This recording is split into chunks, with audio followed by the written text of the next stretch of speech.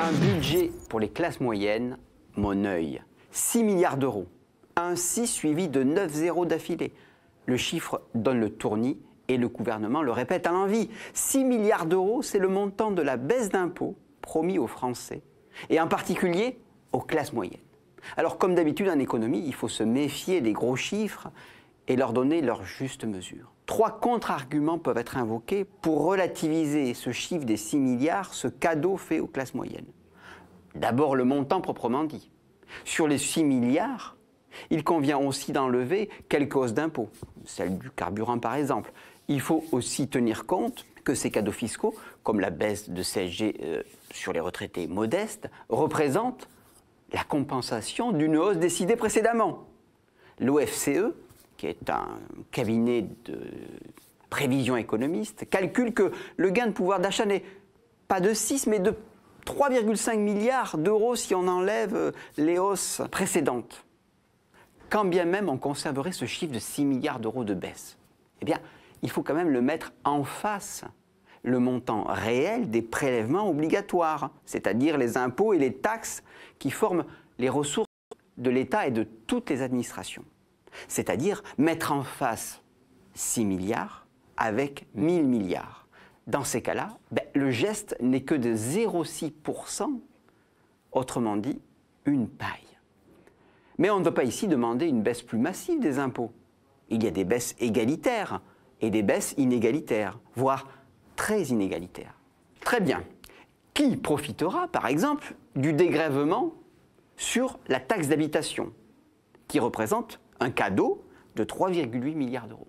Réponse, 80% des foyers concernés, c'est-à-dire en gros 23 millions de foyers, soit environ 200 euros chacun en moyenne. Pas mal.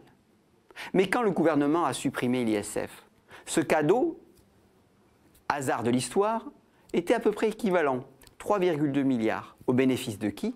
Cette fois, pas des millions de foyers, pas des dizaines de millions de foyers, mais 340 000 simplement, soit en gros 10 000 euros de baisse par contribuable redevable.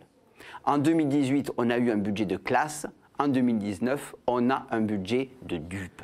Ensuite, la question économique des classes moyennes ne se mesure pas à la seule aune des impôts, des recettes, mais aussi des dépenses publiques.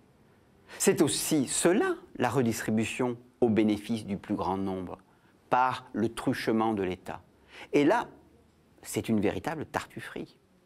Alors sur le papier, les dépenses publiques augmentent de 0,6% en volume, hors inflation, mais comparé au PIB, à la richesse nationale, le ratio baisse pour passer de 54,6 à 54. Derrière les chiffres, il y a aussi des hommes et des femmes. Des ministères vont maigrir. Et non des moindres. Bercy, les comptes publics, environ 2000 personnes en moins. L'éducation nationale, 1800 personnes. La transition écologique et solidaire, moins 800 personnes. J'insiste, écologique et solidaire. Les deux composantes budgétairement sacrifiées, tout est dit. Sans parler des enveloppes budgétaires, qui sont rognées à la cohésion des territoires, moins 6,7%.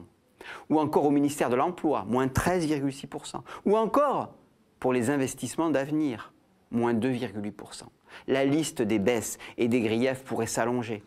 Mais au fond, quel sens donner à ce budget petit bras censé relever le sort des classes moyennes? Il révèle, dans sa vérité crue, une sorte d'anémie budgétaire. Le gouvernement n'a plus de souveraineté économique. Pour conjurer le ralentissement conjoncturel qui est actuellement à l'œuvre, il pourrait relancer la machine, et via des dépenses publiques ou des investissements verts. Mais il ne peut pas. Il faut le dire et le marteler. Une politique sociale volontariste ne peut pas prendre racine sur un sol ordolibéral comme c'est celui qui prévaut en Europe. Un budget véritablement de gauche ne peut pas s'élaborer avec des traités libéraux. On peut l'imaginer à l'échelle européenne. Cela s'appelle l'Europe sociale, qui est invoquée tant de fois depuis les années 80. Sa formule, d'ailleurs, tient presque du gag à répétition. Un budget de gauche ne se grave pas dans un marbre libéral.